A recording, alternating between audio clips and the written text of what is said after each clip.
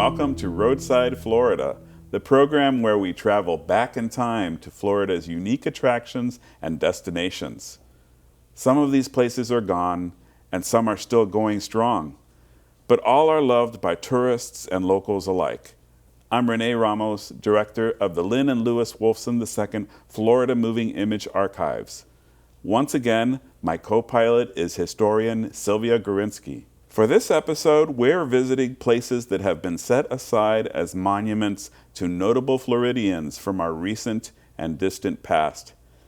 As we drive by these spots during our busy days, we rarely notice them, but they tell the stories of people who were here before us and made our way of life possible. Our first stop takes us to the mouth of the Miami River. Surrounded by skyscrapers on the south bank, a hidden structure at least 1 millennium old and possibly older tells the tale of Miami's mysterious first residents. One of the oldest places of tribute is also one of the newest. In 1998, preparations were being made for condominium construction when a large circle was discovered in the limestone on the south bank at the mouth of the Miami River. Archaeologists dug for fossils and traced what became known as the Miami Circle to the Tequestas, possibly 1,000 years ago. From school children to business people, the community united to campaign for local and state governments to save the circle. They did.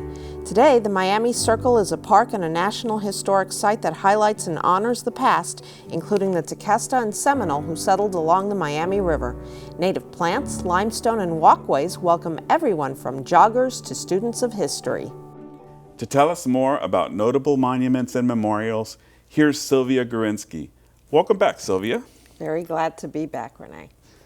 So Sylvia, on the Miami Circle, such an astonishing thing to have that in the middle of this huge surroundings of skyscrapers and all of that. Do we have any information of the people who lived there and who were the first residents? Do we know anything about them? The first residents were actually 10 to 12,000 years ago, and they actually would have been located in the area where the Deering Estate is today, the area where the Cutler fossil archaeological dig took place in the 1980s.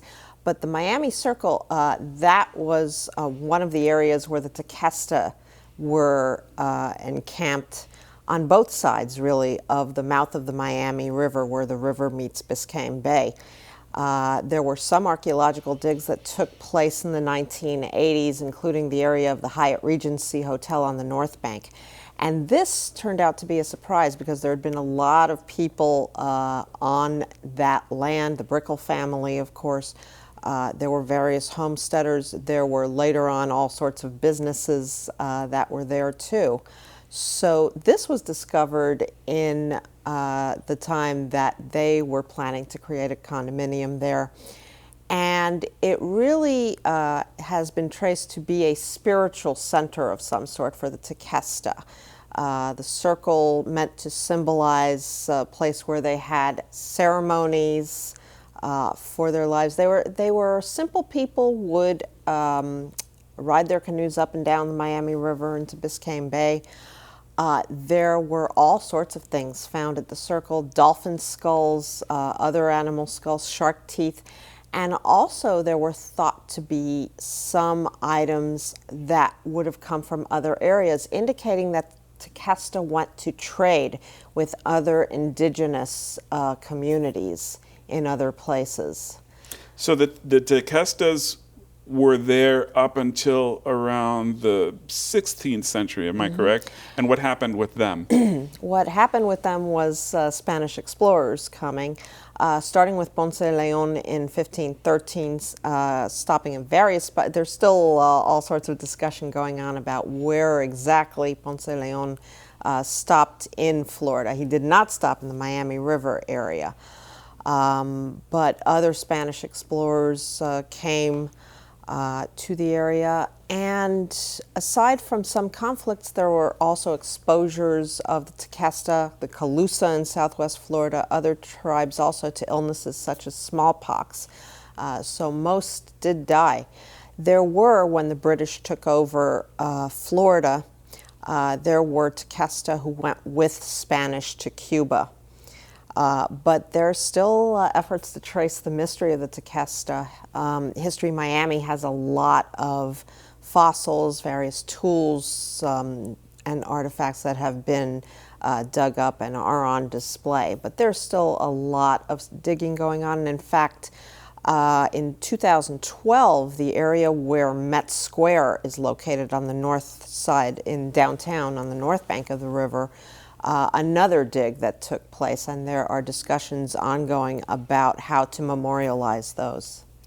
So zooming forward, and you did mention History Miami. I know History Miami was involved in some of the actual preparation of the site to make it something for people to enjoy currently without doing any kind of damage to it. So a little bit about what they did there.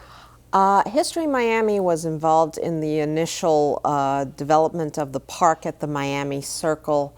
The signs that are still there, that when people walk through the park, they can see that trace the history of who and what was there, and also how the circle was saved and how the park was developed. The park is now run by the state of Florida. And there have been some changes, upgrades ongoing, and it's a matter of maintenance, because even though there's a couple of large condominiums nearby, you have to have also people who can maintain particularly the native vegetation that is there. There are kunti plants, or compti, the arrowroot starch, that was a major part of life, both for the Tequesta, for the Seminole, and for the early homesteaders who were here.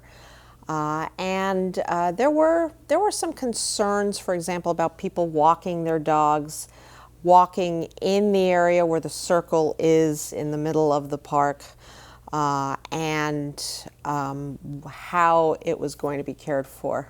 Well, it's remarkable that something like that is just in an area with so much else going on, but it's typical, and just typical of the multi-layers of history that we encounter here in our area.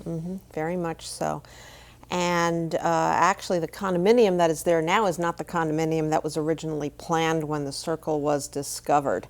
And Icon Brickell, what's interesting is that there are these statues there that actually do not represent the Tequesta, represent the indigenous of Easter Island. So a lot of cultures kind of, as is typical in Miami, a lot of cultures mixing there. Well, it's time to take a short break for some messages. When we return, I hope you'll stay with us as we pay homage to those who are gone but will never be forgotten. We'll be right back.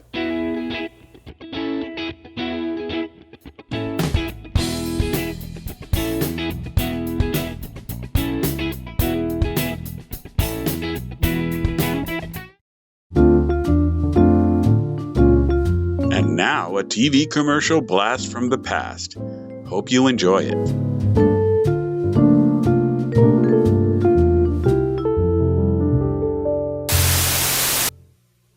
What's this stuff? Some cereal. It's supposed to be good for you. Did you try it? I'm not gonna try it. You try it. I'm not gonna try it. Let's get Mikey. Yeah. He won't eat it. He hates everything. He likes it. Hey, Mikey. When you bring life home, don't tell the kids it's one of those nutritional cereals you've been trying to get them to eat. You're the only one who has to know. Learn and earn today at Miami-Dade College. College graduates earn 56% more than high school graduates and $1 million more in lifetime earnings. A degree from MDC is your path to greater earning power and career success. Choose from hundreds of affordable high-tech and in-demand career programs, including cybersecurity, artificial intelligence, business, and nursing. Learn and earn today at MDC and fast-track your career. Enroll now at mdc.edu/purpose.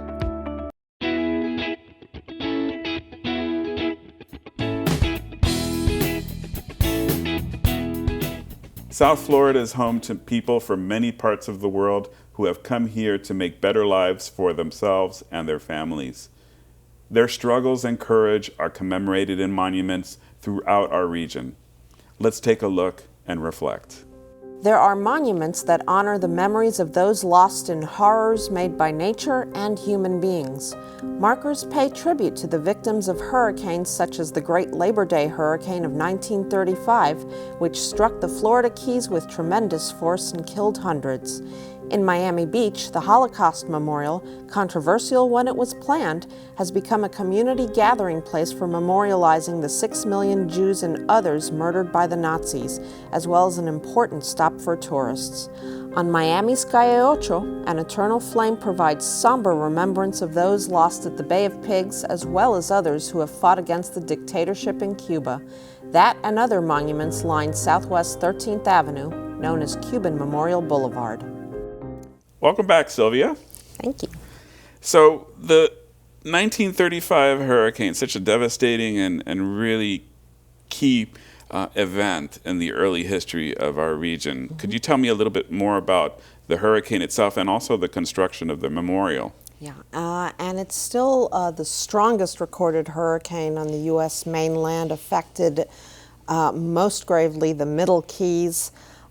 Winds of close to 200 miles per hour, and the casualties, among the casualties was a relief train that was supposed to rescue hundreds of workers.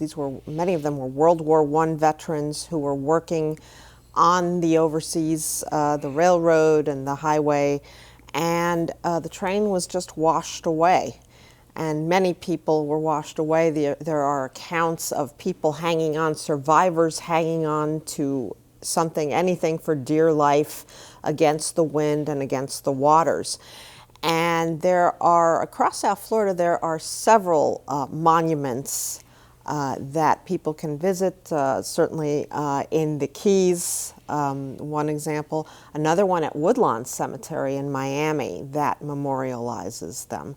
So there are various ways to pay tribute to those who were lost in the 35 storm. And there are other monuments as well to other hurricanes that have hit South Florida as well. I mentioned in the introduction to the program that, I mean, if you're driving down US 1, you really wouldn't know that it's there. So I think you need to make an effort to see this monument, but it's worth seeing. It's a really beautiful piece of architecture. Now, one that you can definitely notice just because it's so large and so impressive is the Holocaust Memorial. But you mentioned that it was controversial when it was planned. So that's kind of hard to imagine. Yeah, it is. But why was that so? It was because it was coinciding with the rise of the Art Deco movement and also the preservation movement in South Beach. They were trying to bring tourists back to Miami Beach after many years of economic struggle. And there were a lot of people who were concerned about the appearance of a Holocaust memorial that might take away from that attraction of the Art Deco district and other places, the hotels in the Mid-Beach section as well. And at the time, Holocaust memorials were regarded as barbed wire. People thought about barbed wire and just the horrific film and photographs that we have seen. But Kenneth Treaster was the man who designed this, and he wanted to create it as a place of reflection. And that's how he did it with every way. You have the reflecting pool on the outside. And the most controversial part of his design was the outstretched arm in the center, the tattooed arm reflecting not just those who were lost, but also the survivors and the figures in the moment. And it is a very emotional place, especially if you have family who died in the Holocaust or who survived the Holocaust, or if you are a survivor. And he created a place that went along in tandem with the preservation movement that was going on in South Beach. So instead of being I guess, sticking out like a sore thumb was the concern that a lot of people had. It complements the preservation movement that went on in South Beach. Certainly, and history is not always about remembering pleasant things or wonderful things. No. So I think it's a very good thing that we have a memorial of that kind. Another difficult part of history that's memorialized is the memorial in Little Havana for the Cuban freedom fighters. And so, who built that, and what was their impetus? It starts with the survivors of the Bay of Pigs invasion from 1961.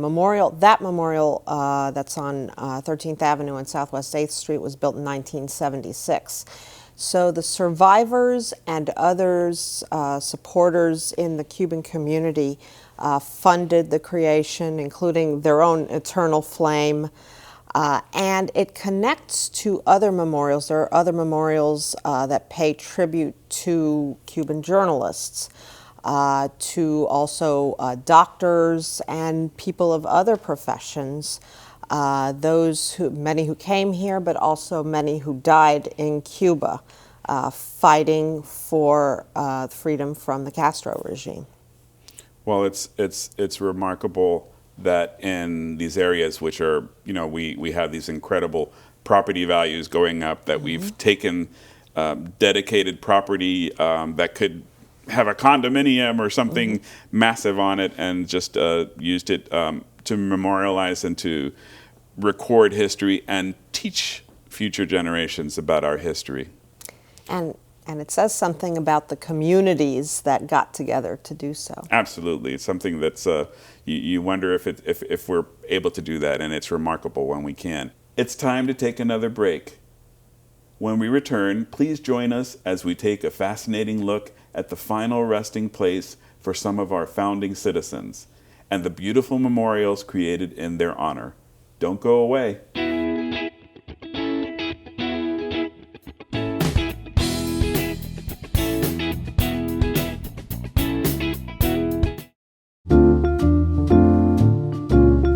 And now a TV commercial blast from the past. Hope you enjoy it.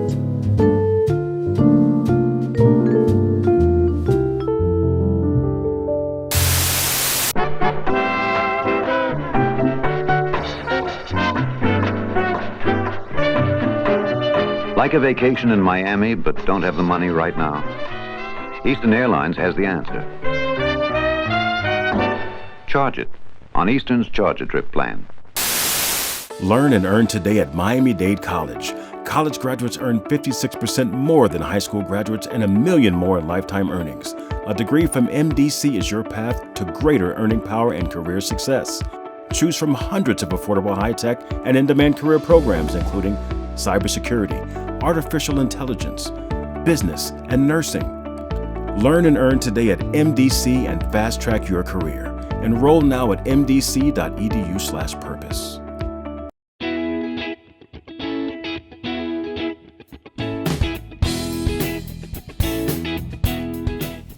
Greetings and welcome back, Florida travelers. Not far from the Miami Circle in the downtown area are two locations where local pioneers found their final resting places. Let's pay our respects at the Miami City Cemetery and the Brickell Mausoleum. The last resting place for many of Miami's first residents is also a place for learning about that history.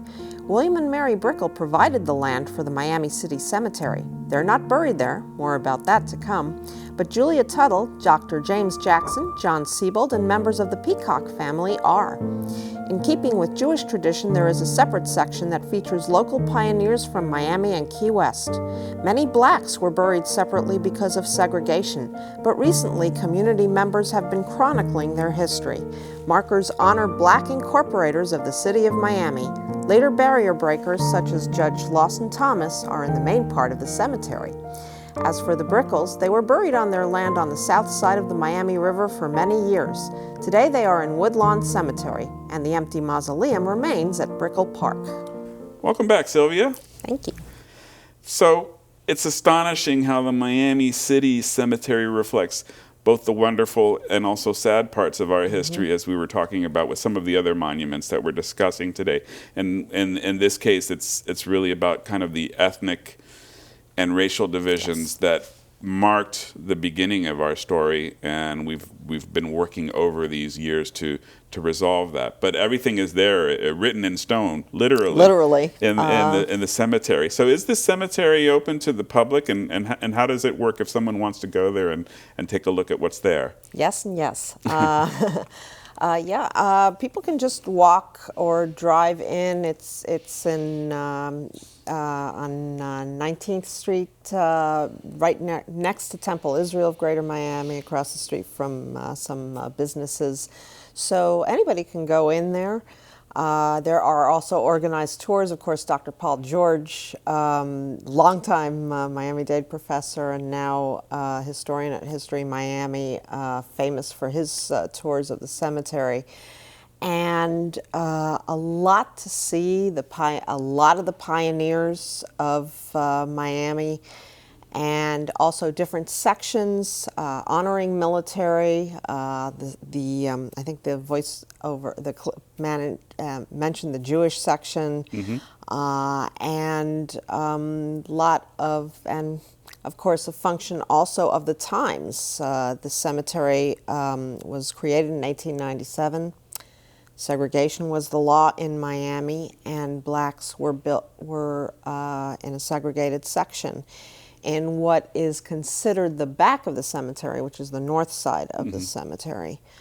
But there has been an effort as well to preserve the different locations and to highlight also, there are markers that the Black Archives, History and Research have put in honoring blacks who were incorporators of the city of Miami. There were, Henry Flagler was among those who recruited the black laborers at the time, 162 black men who were part of that incorporation vote, and a number of them have markers in that section of the cemetery. And all sorts of pioneers. Julia Tuttle is there, the Seabolds, the names that you recognize, many names that you recognize, Watson, Peacocks from Coconut Grove, Jack Peacock, who was the keeper of the Biscayne House of Refuge in Miami Beach with a very elaborate graveyard, the Burdines families and Belcher families that had long-standing businesses, Burdine's Department Store and Belcher Oil, and among members of the black community, more recently, Father Theodore Gibson, who was the pioneering commissioner and the Miami City Commissioner, and also a long-standing civil rights leader in Miami. So you can just go on and on with the names, and every grave has a story to it. Absolutely. So you mentioned Julia Tuttle. On the other side of the Miami River, the Brickell family mausoleum. So the Brickell family are no longer there. No. What led to the decision to relocate their remains to Woodlawn? Growth. And by the time when the decision was made, and in fact there's been a recent discussion about this may have been about the late 1940s and early 1950s. Maud Brickell was the last surviving of William and Mary Brickell's children living there. The house still existed. It was torn down in the 1960s.